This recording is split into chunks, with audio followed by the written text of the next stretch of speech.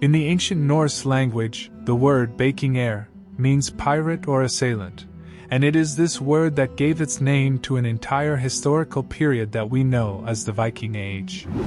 It is considered to have begun in 793 with the raid on Lindisfarne, and it was indeed a few years marked by the raids of the Vikings in Christian lands, colonization, exploration, and conquest. But when and how did the Viking Age end? The Viking raids were a part-time occupation practiced by a small percentage of the Scandinavian population. In fact, few Vikings were professional warriors, although like all men of this time, they were familiar with the use of weapons. But the majority of Scandinavians were farmers who needed to take care of agricultural tasks for most of the year, so raids on inhospitable lands were initially very anecdotal. However, the abundant loot brought back by the explorers from distant lands encouraged many of these farmers to take up arms and venture to richer lands, especially with better climates. The victims were usually Christians from Western Europe, who called these Vikings men from the north, and spared no details in recording their violence in chronicles and documents. In these chronicles, they indeed speak of violent and barbaric pagan raiders who come from the northern lands. Using this definition as a basis, one wonders what happened to the Vikings. The truth is that after the Viking Age, the men from the north continued to live their lives in the Scandinavian countries, Iceland, and Greenland. The end of the Vikings happened when the men from the north stopped attacking. So a more pertinent question would be why the Vikings stopped raiding.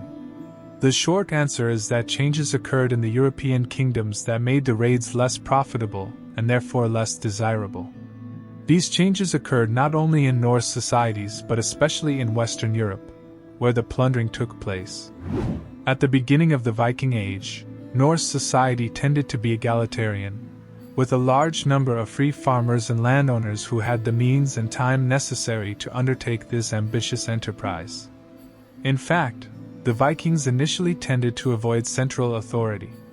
Moreover, many European lands also lacked central authority figures and instead had small feudal lords who owned rich lands. Anyone who could get a ship and a few warriors eager to plunder could carry out this enterprise.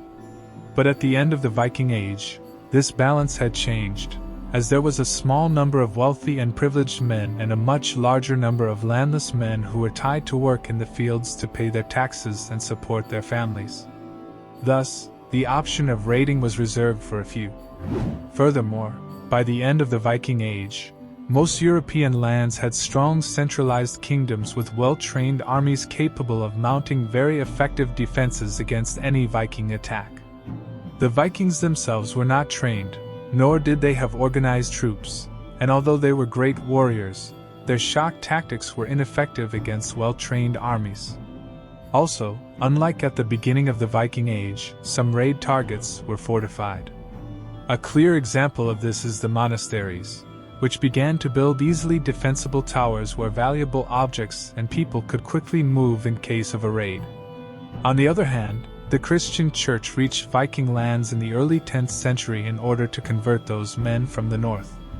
As expected, these Vikings were not viewed favorably by Christian eyes, so it is not surprising that the arrival of the Church and the end of the raids are closely related. But the event that put an end to the Vikings was the Battle of Stamford Bridge in the year 1066. This battle pitted Norsemen against the English. The clash of forces took place on a sunny morning, with 12,000 Englishmen facing about 10,000 Norwegians. Chronicles tell us that it was an absolute slaughter, as practically all the Norwegians were annihilated.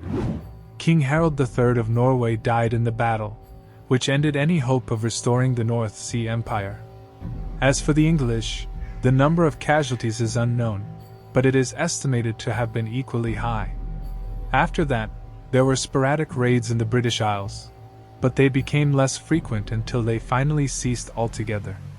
And not long after, all of Scandinavia had embraced the Christian faith. And that's how the image of the Viking worshipper of Thor, which we all have in mind when thinking of the Viking Age, was lost. If you like this video, you can leave a like to let me know. And if you haven't already, subscribe to this channel as I will be uploading more content like this.